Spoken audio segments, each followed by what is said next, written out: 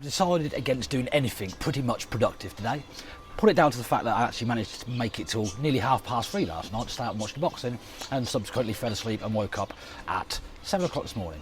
So I've actually sat down and watched the boxing this morning. So I'm rather tired, so I'm not actually going to do anything that I planned to do, which was do the expansion vessel in the boiler, boxing in the toilet. I don't really want to do anything. I mean, I have done. I've ironed for an hour, done all the uniform, apart from George's, because she didn't put it in a wash.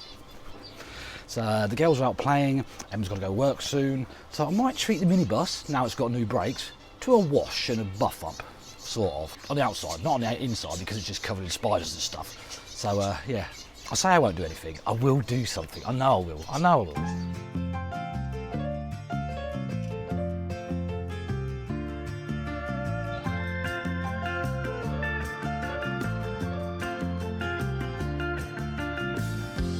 I'll be saved by rock and roll.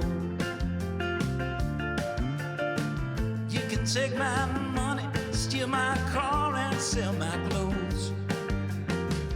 You can take the shoes I'm in. This is a result of running around after children all weekend. And L'Oreal Toner and Bleach from Wilkinson's does the same kind of job, same result. I think I'm going to regret doing this because I'm going to probably have to wash that again. I'm pretty sure we'll have to. But I kind of like bribed the children by saying, would you like an ice cream from Joe? Joe's our ice cream man that comes around. We have 2 or 3 that come around, but Joe's been doing it for so long. Everyone loves Joe.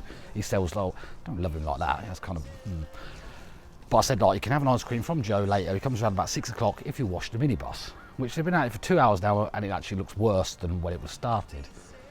But yeah, at least they get on with it. Georgia is actually doing all her ironing because she missed all the washing, because she left her stuff in her bedroom, because her bedroom is a bit of a mess. But what I want to talk to you about is, I mentioned this probably about 2 or 3, 4 videos ago. I need to talk to you about the reason behind why we rehomed Hugo, our dog. That's mine. Oi.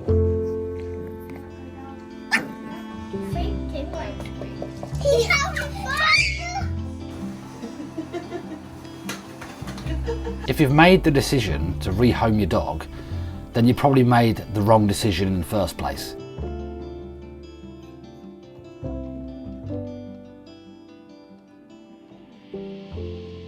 Hugo was a good dog.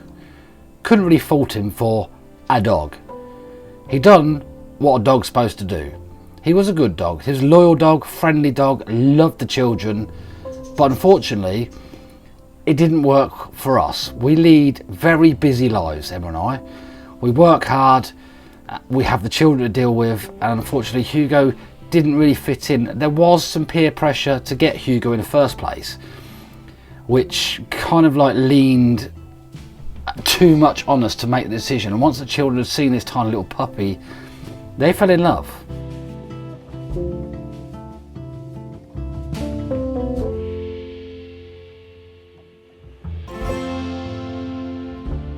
So as a family, we decided to get Hugo. I'm not a dog person, I'm really not. I've got nothing against dogs. I don't want to see any harm to come to any dogs. But I never wanted to live with a dog. Ever. I like the fact that I can roll around on the floor and play with my children and not worry about mess from a dog. Hugo was very molty, short-haired, molted a lot. His hair was absolutely everywhere and it was dementing Emma and I. And over the course of the following 2 years, we'd made a decision to rehome him.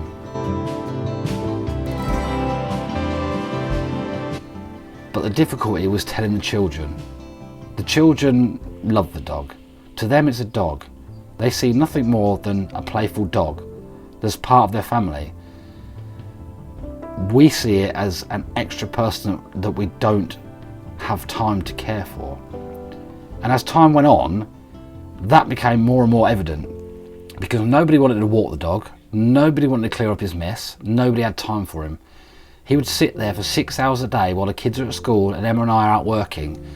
And when everyone bowled through the door at 3:20 in the afternoon, his tail went nuts and he's like, people, only to be told to sit down, stay, get in your bed. with that look on his face to say, what have I done wrong? And that's no life for him, no life at all. When we went camping in summer, Emma's cousin Andrea dog sat for us, and her friend has dogs, so she could go and walk Hugo with her friend. Her friend has 3 dogs. She had 4 dogs. She lost one in the summer of 2021, and she was looking to replace that dog. She has 3 female dogs, 3 bitches. She has 3 girl dogs, and Hugo fitted right in, and she fell in love with him immediately. Absolutely immediately fell in love with Hugo.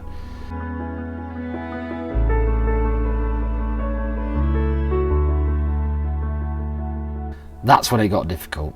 We then had to tell the children that Hugo has a new home, but trying to word it in such a way that they understand that this is best for the dog.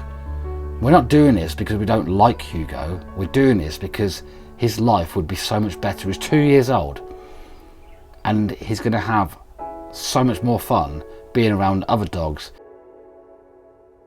She walks the dogs 2 or 3 times a day, and she has a big garden, and he fitted in, and it worked for him.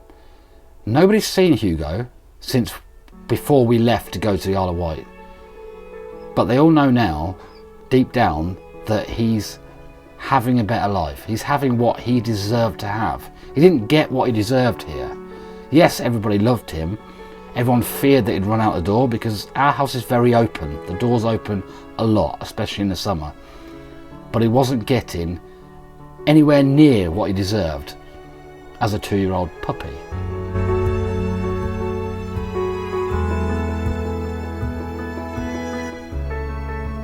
So he's now enjoying his life, and we can now move on.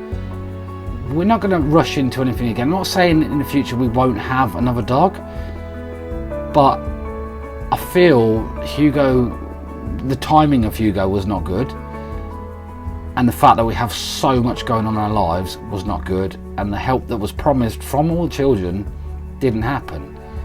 And the more we said about needing to help out more with the dog, or we're going to have to consider rehoming him, very short-lived, very short. We're talking a couple of days of a bit of fuss, a couple of walks, and then back to normal. And ultimately it's not fair on the dog. So that's why we rehomed Hugo.